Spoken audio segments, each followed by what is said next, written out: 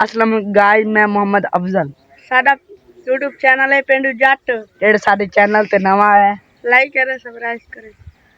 ते आज सुबह नाल उठे हैं, नाश्ते नु पहले नमाज पढ़ी, वुज़ू शुज़ू करते नमाज पढ़ते बाद साढ़े को नाश्ता नुश्ता करते बाद मेरा मसेर मेरे साढ़े को आया अदे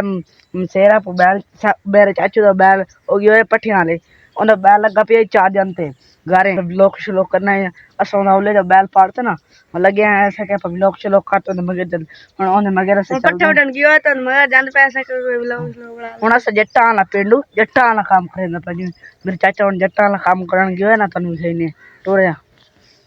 पैदा अस हुन जांदे पे अल्ताफ वाले हुन नेड़े अपने खलोते हुन अस जांदे पे ते हुन उस जा पुछदे हैं वड्डी खलोते या अगर वड्डी खलोते तो नाल छवास है जवात है ओ साडा देखे पितरेर आंदा पिया वे साडा ब्रेक ए साडा पितरेर आए खलोता है वे चलता वदा आज पट्ठे उड़ाना है। हां चलो ठीक है। ए सवेर नाल गया वे कितना गड्ढा खादा तेरा प्यो वड्या है ये तो मैं वाह वाह ए जानो सन वीडियो च सा दिखाया ए साडा पितरेर है एक मतलब साडे चाचू दा बेटा है ते ए सुबह नाल अजान नाल आया स नमाज पढ़न ते आया ते गा वडदा गती ते बू सुन सानू आखे ओ आदे पितरेर नु छडियो असा छडिया तो ओ सुबह साढ़े तो पहले आया साढ़े ले व्लॉग कीती वैसा साढ़े तो पहले आया गा को चाहिए हुन तो से मिलाया ते हुन अस जांदे पे चाचू अल्ताफ दे चल भाई अस हुन टुरे वने ते हुन अस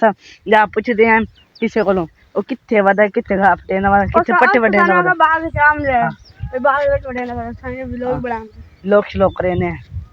ओ एड़ा सतन छोर भी खाया ना ओदा अबू बैठा है साडा चाचू हुन ओने कोल पहुंच है तो हुन जाने ए उना दे पट्ठे कोलों हुन जाने उसको मिलदे आ ते